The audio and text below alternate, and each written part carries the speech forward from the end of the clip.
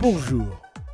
Au Texas, 19 enfants et un enseignant tués lors d'une fusillade dans une école primaire.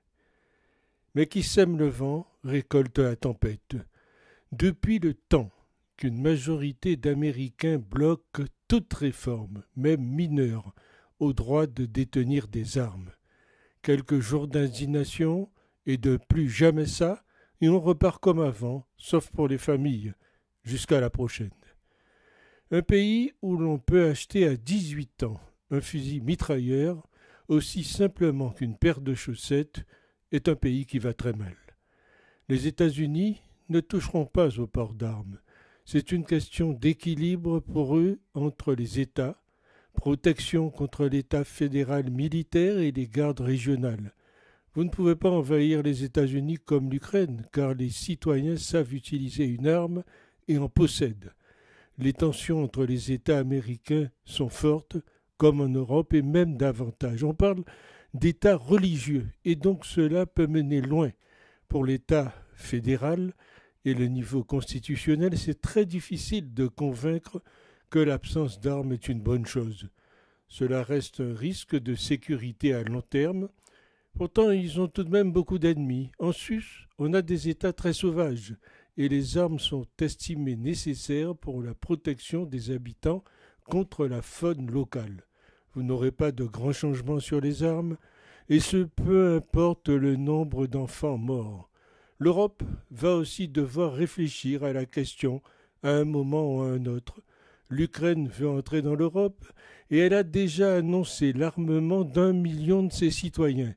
Ça veut dire 1 million d'armes, fusils automatiques de guerre, en circulation en Europe. Elles ne resteront pas en Ukraine, et même avec une frontière, elles ne resteront pas toutes en Ukraine. La police française ne se déplace pas dans les zones dangereuses, on a des zones de non-droit, elles ont des armes, et si la police ne bosse pas, à un moment, le citoyen va vouloir pouvoir se défendre.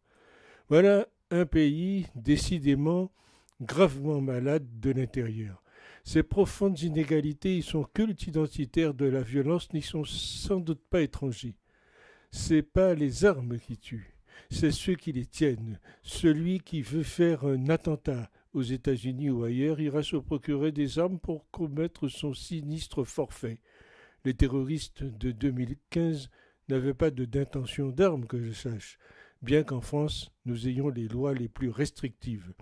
Les attaques au couteau en France se multiplient. Tenez, plus de 120 agressions par jour. Faut-il interdire les couteaux ? Les républicains américains, qui bloquent toute évolution de la réglementation sur la vente des armes aux États-Unis, portent directement la responsabilité de ces enfants assassinés. Il faut assumer. Joe Biden, celui qui vend ou donne des armes ultra sophistiquées à tous ses affidés, elle ne tue pas celle-là, y compris des enfants ? Au-delà des beaux discours, c'est tout de même à Joe Biden d'effectuer les premiers actes nécessaires pour modifier la législation des armes aux États-Unis.